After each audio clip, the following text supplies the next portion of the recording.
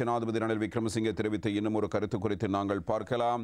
அரசியல் அமைப்பின்படி தேர்தலுக்கு தயார் என்ற கருத்தினை அவர் இவ்வாறு முன்வைத்திருக்கிறார். பிரதான புகைப்படம் ஒன்றும் வெளியாகி இருக்கிறது. எஜாப்பா மகா சம்மேளனேதி என்ற செய்தியாக இது அமைகிறது. அந்த பத்திரிகையில் இது தொடர்பான செய்தி இவ்வாறு தரப்படுகிறது. லபனவசரே ஜனாதிபதி வர்ணிய பவத்வனவா ஜனாதிபதி ரணில் விக்ரமசிங்கே அடிப்படையில் இது தொடர்பான புகைப்படத்துடன் கூடிய செய்தியாக இது இவ்வாறு வெளியாகி இருக்கிறது. சகலரும் மின்சார கட்டண அதிகரிப்பை எதிர்க்க வேண்டும் என்பதுவே அவருடைய கருத்தாக அமைந்திருக்கிறது. இலங்கை பொது பயன்பாடுகள் ஆணைக்குழு மின்சார சபையின் ரப்பர் முத்திரையாக்கப்பட்டிருக்கிறது.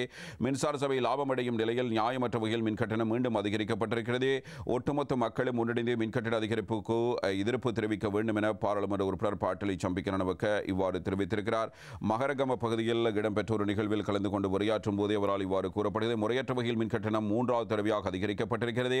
இலங்கை பொது பயன்பாடுகள் ஆணைக்குழுவின் சுயாதீன தன்மை கேள்விக்குள்ளாக்கப்பட்டுள்ளது. மின்சார சபையின் பரிந்துரைக்கு அமைய பொது பயன்பாடுகள் ஆணைக்குழு செயற்படுகிறது. மின்சார சபையின் நிதி நெருக்கடியை முகாமைத்துவம் செய்வதற்காக மின்கட்டணம் அதிகரிக்கப்பட்டது என்று கூறப்படுவதை ஏற்றுக்கொள்ள முடியாது. ஏனெனில் மின்சார சபை கடந்த செப்டம்பர் மாதம் லாபம் அடைந்துள்ளது. எதிர்வரும் நவம்பர் மற்றும் டிசம்பர் மாதங்களில் மின்சார சபை லாபம் அடையும் நிலையில் உள்ளது. மின்சார சபையை மறுசீரமைப்பதாக குறிப்பிட்டுக் கொண்டு 15 நிறுவனங்களுக்கு சபையை வேறுபடுத்த தீர்மானிக்கப்பட்டுள்ளது. மின்சார சபையை தனியார் மயப்படுத்தும் போது நிர்வாக கட்டமைப்பின் நிதி நிலைமை சிறந்த முறையில் பேணுவதற்காகவே முறையற்ற வகையில் மின்கட்டணம் அதிகரிக்கப்பட்டிருக்கிறது.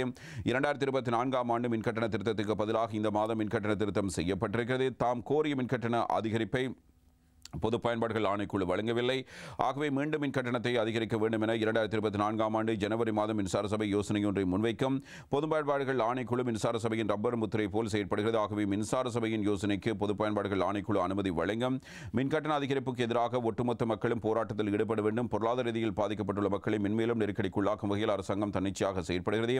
அரசாங்கத்துக்கு எதிரான மக்கள் போராட்டத்தை முடக்குவதற்காகவே பயங்கரவாத எதிர்ப்பு சட்டம் மூலம் நிகழ்நிலை காப்பு சட்டம் மூலம் என்பன தயாரிக்கப்பட்டிருக்கிறது என்ற தகவலை அவர் இவ்வாறு வெளிப்படுத்தி இருக்கிறார். அதிபர் நியமன விவகாரத்தில் ஜனாதிபதி ரணில் விக்ரமசிங்கவுக்கும் ஸ்ரீலங்கா பொதுஜன பெரமுனவுக்கு இடையில் ஏற்பட்டிருக்கும் முரண்பாடு அரசியல் நெருக்கடியை தற்போது தோற்றுவித்திருப்பதான தகவலாக இது அமைகிறது. எனவே அரசியலமைப்பு சபையானது இப்போதைய போலீஸ் மாதிபரின் பதவிக்காலத்தை 3வது தடவையாகவும் கடந்த வாரம் நீடிக்க மறுத்த நிலையில் தனது நிறைவேற்று அதிகாரத்தை பயன்படுத்தி போலீஸ் மாதிபர் சந்தன விக்ரமரத்னவுக்கு 3வது சேவை நீடிப்பை ஜனாதிபதி ரணில் வழங்கியிருந்தார்.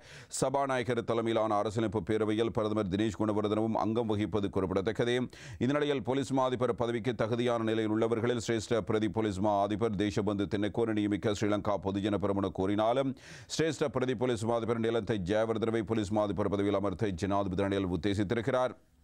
2024 தேர்தல் வருடம் என்பதால் தங்களுக்கு நெருக்கமான ஒருவர் போலீஸ் மாதிபராக இருக்க வேண்டும் என பொதுஜன பெரமுன விரும்புகிறது. ஆனால் புதிதாக நியமிக்கப்படுவர் தனக்கு ஆதரவாக செயற்பட வேண்டும் என ரணில் விருப்பை கொண்டிருக்கிறார். இந்த நிலையில் ஜனாதிபதி தனித்து தீர்மானம் எடுத்து செயற்பட்டால் அவருக்கான அரசியல் ஆதரவை வழங்குவதை மீள் பரிசீலனை செய்ய வேண்டி வரும் என பொதுஜன தரப்பிலிருந்து ஜனாதிபதி தரப்பினருக்கு அறிவித்தல் சென்றுள்ளதாக தெரிய வருகிறது. இப்போதைய போலீஸ் மாதிபரின் சேவை காலம் மேலும் நீடிக்கப்பட்டாலோ அல்லது அந்த பதவி நிலைந்து ஜெயவர்தனுக்கு வழங்கப்பட்டாலோ கடும் அரசியல் நெருக்கடி ஒன்றும் அரசியல் தீர்மானம் ஒன்றை எடுப்பதென ஸ்ரீலங்கா பொதுஜன பெரமுன தீர்மானித்துள்ளதாக தெரிய வருகிறது. எனவே ஜனாதிபதி இவர்கள் தீர்மானம் எடுக்க வைக்கிற நிலைமைக்கு தள்ளப்போகிறா அல்லது அவர்களுடைய விருப்பத்தை நிறைவேற்றப் போகிறார் என்பதை நாங்கள் பொறுத்திருந்து பார்க்கலாம். இது போலீஸ் மா அதிபர் நியமனம் தொடர்பிலான ஒரு செய்தியாக அமைகிறது.